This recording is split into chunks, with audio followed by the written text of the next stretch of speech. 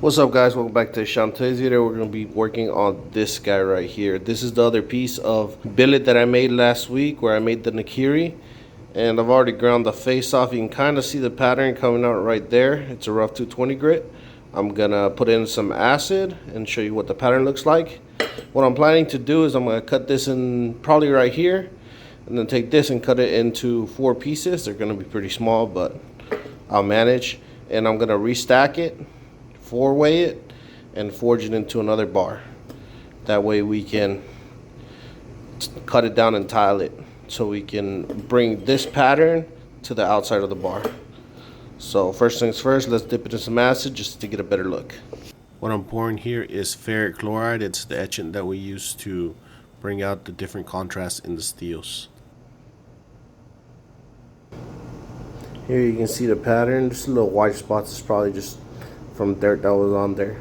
You can see the bar in the center, and you can see 1 bar, 2, 3. There's a center bar, and I don't know where the other one's at. I guess it was this one right here. So those are the bars in there. And because I twisted it, it's kind of has a little spiral to it, which I think is going to give it a cool movement. So we're going to go on ahead and clean up 2 faces, 2 sides of this guy before I cut it. That way we can stack it.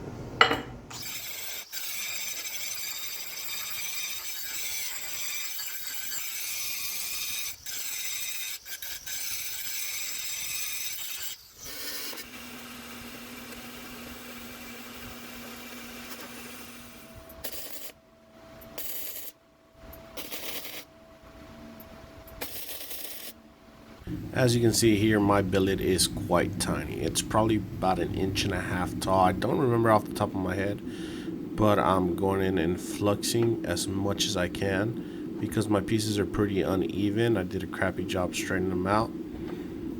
And I think, and we're going to find out later in the build, that I put one of those backwards and I didn't notice at the time. I noticed after everything was welded together, which kind of sucked, but we may do what we got. Here I'm forging it down to about 1 inch by 1 inch, and it's coming out pretty nice and pretty square thanks to the upgrades I did to the press. And I'm using 1-inch cast blocks to make sure I get that nice, even, and straight.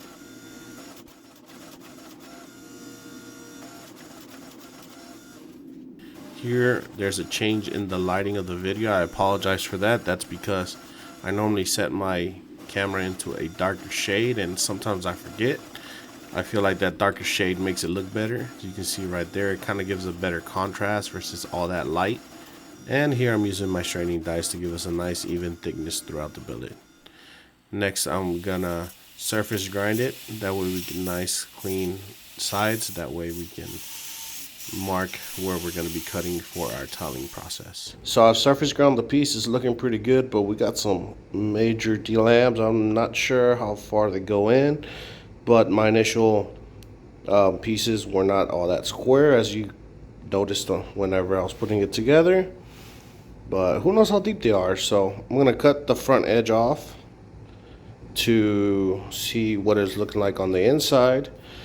And then I gotta mark it somehow. I gotta go buy what are they called? A degree finder tool. I forgot what they're called. I don't remember. But I gotta go buy one of those so I can mark it for 35 degrees so I can cut my tiles. So let's chop off the tip and see what it's looking like. So it looks pretty good. You can definitely see a little bit of spiral in there, especially in this piece, but it looks pretty good, so I'm pretty hopeful about that. This side didn't weld all that well, but I'm pretty sure it's not all the way through the whole piece. Hopefully it's not all the way through the whole piece, but I did notice I put one of these backwards, so I put the crappy side to weld, so it might be through the whole piece, and that would be my fault for not fixing it when I saw it, but I had hopes it would weld anyways. So I'm gonna mark the rest so we can tile it, and we'll give it a go.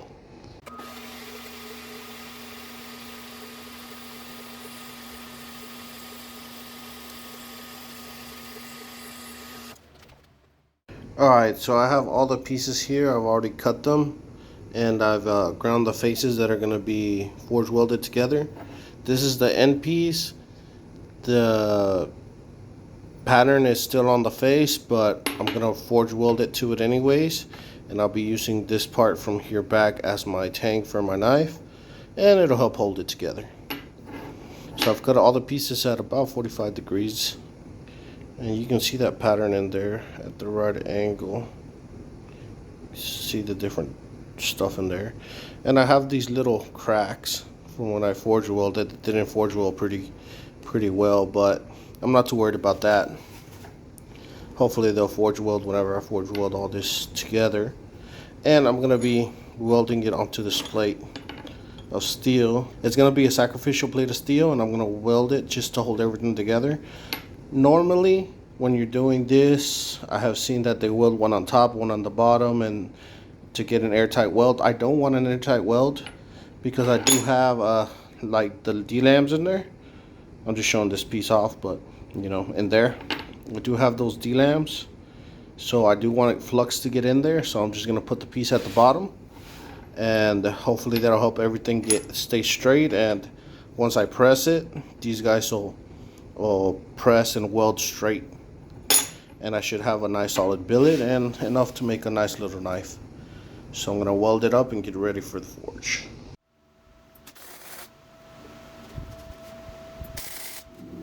And with my nice little billet prepped, I'm gonna start spraying in some WD-40. This is gonna seep in between the welds and help protect it while it gets up to heat, and then I will flux it.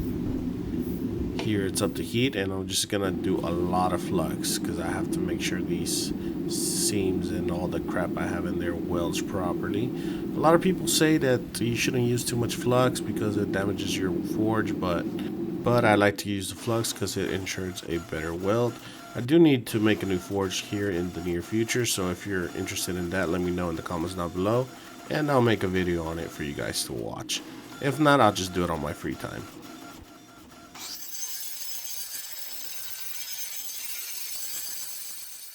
Alright, so this is where it's at. I cleaned it up with the 36 grit, and I dipped it in some ferric chloride just to make sure I got all the mild steel off. The pattern isn't really looking all that interesting. It just looks pretty normal. I was hoping to have something more interesting, but oh well.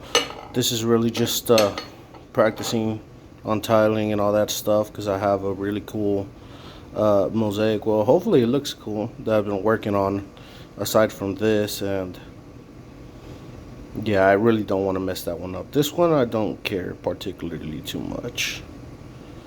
But let's forge out a knife, and hopefully it looks cool. Well, it's gonna look cool regardless, but hopefully it looks more cool than just not having to go through all this trouble.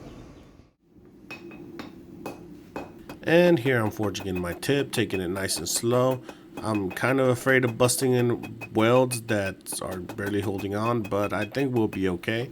And I'm slowly just gonna work it down with my hammer and slowly get it to a rough shape. I hear it looks pretty good on Mosaics, but I don't think it's gonna make much of a difference or create too much distortion since it's just ball bearings that are kind of twisted. And here I'm using my press to press in my tang for this knife. It's easier to do it this way, and I find out that if I put a longer piece on the bottom that really helps support it, it gives me a nice even tang with a nice clean back. I don't have too many issues, and that's worked out pretty well for me so far. I'm working on forging down the knife, drawing it out. The kiss dies that I'm using are 1/4 thick, so I'm bringing the rough shape of the knife down to 1/4 thickness. After that, I'm just gonna start forging it in by hammer. The forging process for this guy really is just to thin it down just a little bit and fine-tune the shape. I want to leave it fairly thick because I have a lot of steel that I want to grind down. That way I get nice clean metal for the final look. So I'm definitely going to leave it on the thicker side and just grind that off. But I do want to make sure that I give the proper bevel and get the proper width that I want on the blade. I do speed up the forging process up to about 300% of the initial speed, but it's pretty cool to see how the hammer blows hit it and it starts losing its heat in that spot. and I think overall it looks pretty cool. But I gotta be careful and make sure I work down the spine as well and get my straightness back in there. That way I don't overforge it and get a big old banana instead of a nice straight knife. I'm looking for more of a sheep's foot or a drop curve for the tip of this knife. And overall I'm pretty happy with the results that I'm getting as I'm forging it down. And here I'm just working on straightening out the knife, make sure it's good. And as always, we can't forget our maker's mark. Make sure that everybody knows that I made it.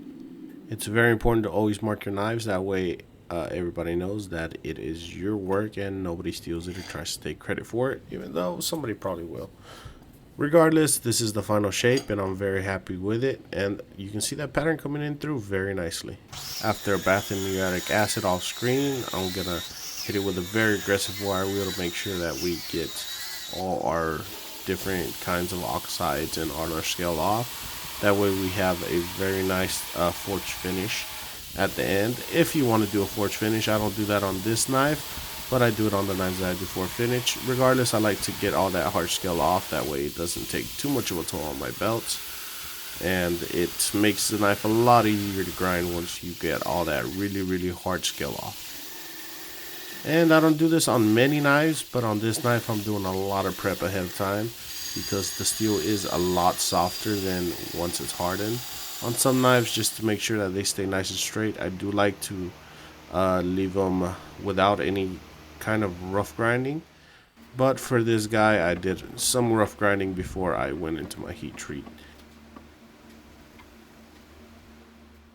Here I am out of the temper process and it's ready for our final grind. When final grinding, I have to be very careful not to overheat the knife, so I periodically make sure I dip this guy in water to make sure I don't overheat it. On this grind I struggled quite a bit because when I'm doing these hidden tang knives, it's really hard to hold that knife with that smaller tang on there. So it's something I gotta get used to. Here I'm using my disc sander to make sure that all my bevels are nice and straight, to make sure I have a nice straight edge on my knife. And I'm just hitting it with some 120 grit to make sure all those little kinks are worked out before I go on and hand sand my knife to its finished grit. And here I'm starting every knife maker's dream or nightmare, depending who you are. Alright guys, so now we're going to move on to the handle. I got this guy from King and Queen Woods. I've already cut the block and used it on a different build. It's a maple burl that's dyed. It is raining quite a bit outside. Thundering and stuff, good stuff. Good old Florida summertime. And this piece of ebony that's going to be on the front. And I've already got my rough measurements marked out. And we should be good, so let's get started. Get these pieces drilled out and fitted.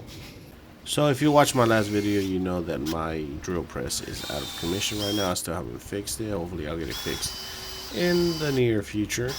One of the pulleys that is used by the motor got worn out and broke, so I'm going to do everything by hand, including just using my drill to make my holes, and a lot of filing to make sure we get a nice straight fit up. I'm very happy with the fit up on this knife. It's a lot tighter than my usual fit ups, and I'm pretty sure that's just from getting used to making these knives. I kind of try to avoid them because I suck at doing fit ups, but it's something I have to learn regardless at one point or another. And this knife fit up came out pretty nice and I'm very happy with it.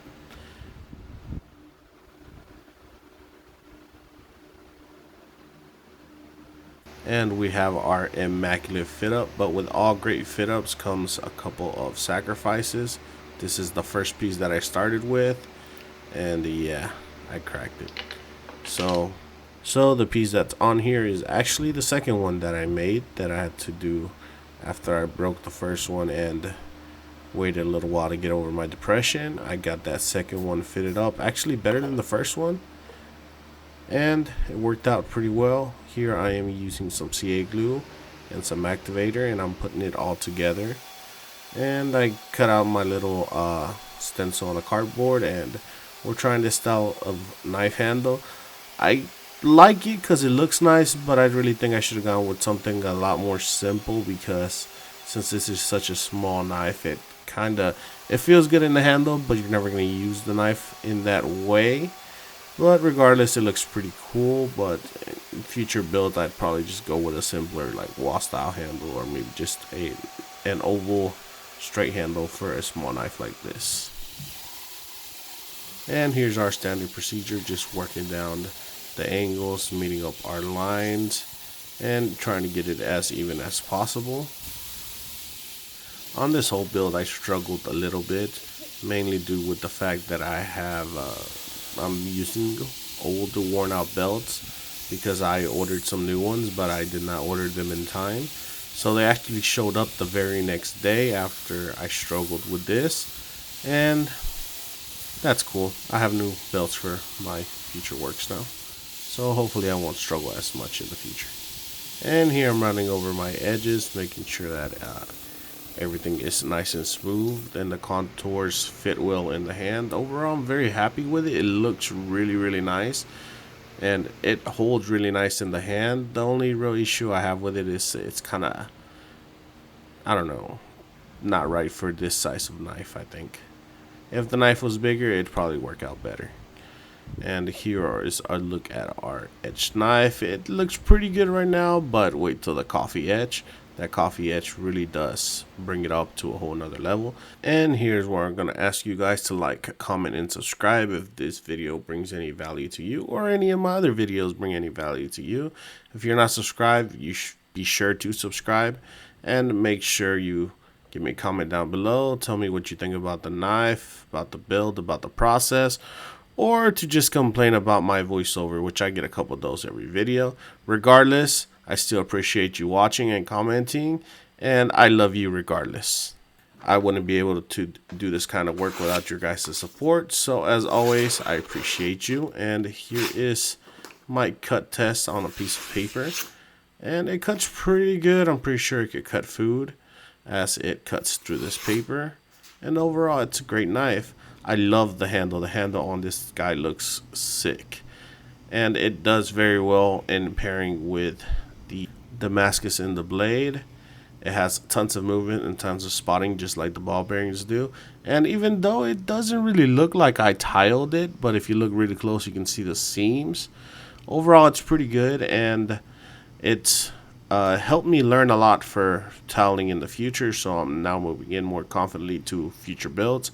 I do have one that I think it's going to be very cool, and stay tuned for that one. It will be coming in the near future, hopefully. I have been working on that guy for quite some time.